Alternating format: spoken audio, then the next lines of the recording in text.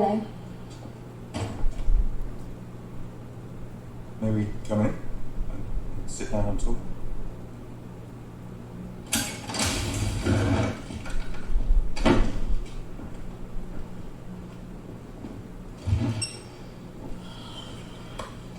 So, Aaron and I have made several award-winning public radio exposés. Our last project shed new light on a murder case from 20 years ago. We like to re-examine incidents with an unbiased lens. I believe there's a lot to learn from the horrors you experienced. There's nothing to learn. There are no new insights or discoveries. So is he real? Who? The boogeyman.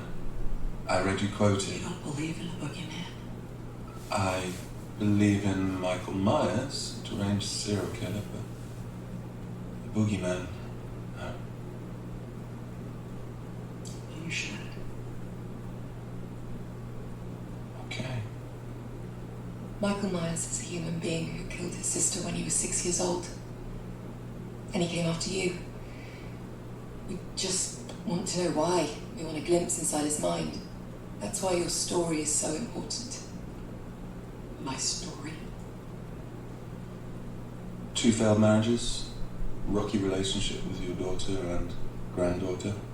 Michael Myers murdered 5 people.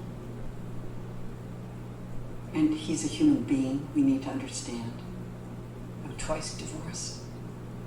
And I have a basket case. They're transferring you. Tomorrow, 7 o'clock. You know, he'll be locked away until the end of his days. That's the idea. Let's talk about when the state came to take your daughter away. She was 12 years old. They said you were an unfit mother. How long until you regain custody? I didn't. But you already knew that. Laurie, we saw him. We met with Michael. I showed him the mask. It was nothing. No response, nothing. He won't talk to anyone. Never has been. But I think he might speak with you. So why don't you sit down with him and say all the things you must be longing to say? Come with us and let us help you free yourself. Please.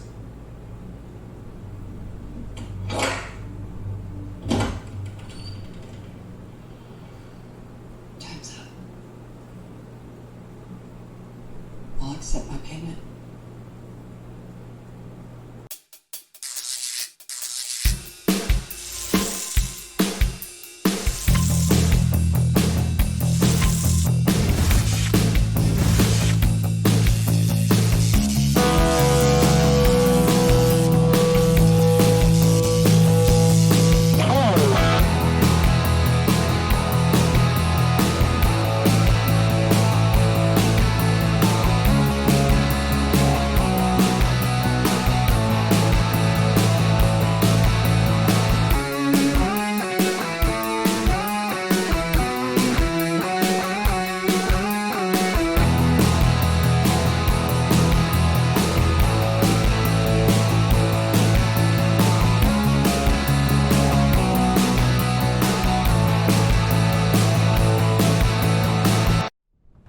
What's going on, ladies and gents at Cyberland? Coming back to you with another film review, and this is one film I've been really looking forward to doing a review on for many reasons, and I'll talk about that. So,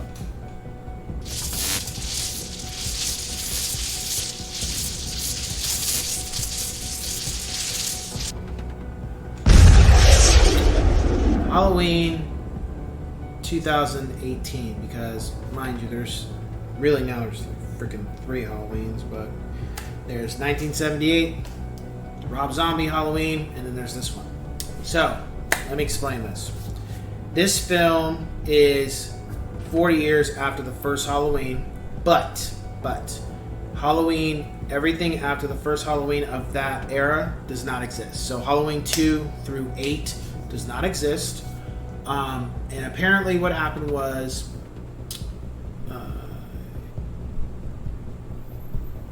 they got Jamie Lee Curtis to come back because of the script. Because Jamie Lee felt Halloween 1 and 2 and 7 should have been it. And then she found out there was a clause or something that they can't kill the character for. There's something they have. She explained it that they can't. They cannot officially kill him off or some crap. And she came back just to do a cameo in 8 because she didn't want to do it. She knew the story just wasn't good. And she felt like, I've served my purpose with this. I don't want to do this anymore. So, and actually, I take that back. That was towards 7. She was really pissed off. She explained that with 7. She came back and did 8 and did a cameo, and that's it. And quite frankly, and then let's not forget 4 through 6, which is saying that Jamie Lee Curtis had a daughter, and that's what 4 through 6 is about. But honestly, Halloween has just been a mess when it comes to the films, because it's like, on one end you can just watch 1, 2, and 7 and call it a day and just say 7 was it and there was no 8. On the other end, you could watch 1, 2 and then watch 4 through 6 and enjoy them for what they are, but they don't technically and not go any further. It's just a mess. Like, and 3 has nothing to do with the other Halloweens in sense of Michael Myers. They've just been a really mess. I mean, they're entertaining, but they're a mess, and it's a shame too, because it would have been great if they had done 4 through 6 correctly and brought back Laurie, and then have her interact with her daughter that she thought, just bridge that gap, and it just didn't happen. So, moving forward with this film, after what I said, Laurie's pretty much been recluse. She keeps herself sheltered up, but she's got a huge arsenal. She's got booby traps. She's got everything, because she feels that in her heart, she believes that when Michael gets ready, he's going to come back and he's going to come after her and he's going to kill a bunch of people. And she's like, I ain't going to be the one. You ain't going to do that to me. So the film spends a good portion, well, about 40 minutes of her trying to convince her daughter and her granddaughter about this guy, what he's capable of, and her daughter doesn't believe it. Her daughter's just like, you need to get help. Don't come around unless you're not talking about Michael Myers and all this other crap, because she doesn't believe it. And the town really doesn't. They know it's like folklore to them now. It's like urban legend, but they don't deal with. They're not dealing with Michael. He's been locked up, and these 2 people decide to visit him, and they show him a mask, and that reignites him to go do what he does best, which is to kill. And kill. He does lots and lots of people. He kills a lot of people. And there was one scene where people I remember people were really freaking out about this scene, where he came across a baby and everybody was like, is he going to kill the baby? Even when I first saw this one, I was like, man, I know you guys aren't about to do this. Like, there's a lot of things you do in films, but that's like really crossing the line. I don't think that's a good idea, because that could give public outcry. I mean, in reality, these things do happen with monsters, but at the same time, putting that in a film is just really like, there has to be some type of line to not cross. But didn't happen. But it looked like it was about to, and I would have been like really surprised. And Michael gets out and goes through town and starts killing people little by little. The film was scary. I wasn't scared of it, but in a sense, my wife was.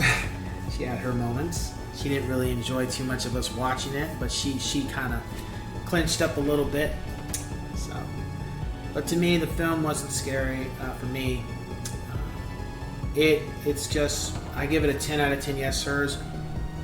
The music was perfectly done right. The cast was good. Everybody had something.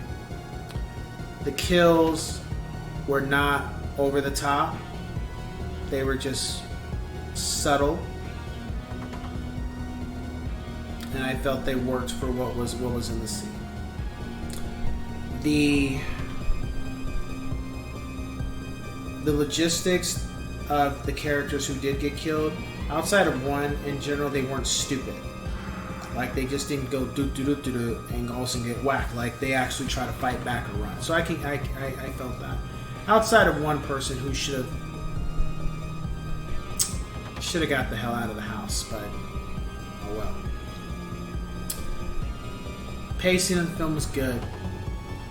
And the one thing that I really enjoyed was Laurie and her daughter and her granddaughter, how they gradually started to become more like Jamie Lee Curtis's character. Not fully, but they start to be more like, okay, this is what it is. He's here. We ain't going out like no punks. And I like that about them. I thought that was really good. The way the film ended didn't have to necessarily make Halloween Kills, because I already did a review of that way back when it came out. Didn't really have to do that, but they did, and that's fine. I think this one was better than Halloween Kills. It's one of my favorite horror films, actually, for Halloween. Not just for Halloween, but in general. I don't like too many horror films because I just I'm not into the whole gore thing. I'm into the story, and the story of this was exceptionally well written. Very, very good. Is it better than the original? No. It's not. It's not technically. It's technically the sequel. It's just called Halloween. It's technically the sequel to the first one. That's why it's none of the Halloween films was the first one. They come close to it. Like this comes close to it. But as we, it's just, it's a sequel. It's not a remake. It's just Halloween.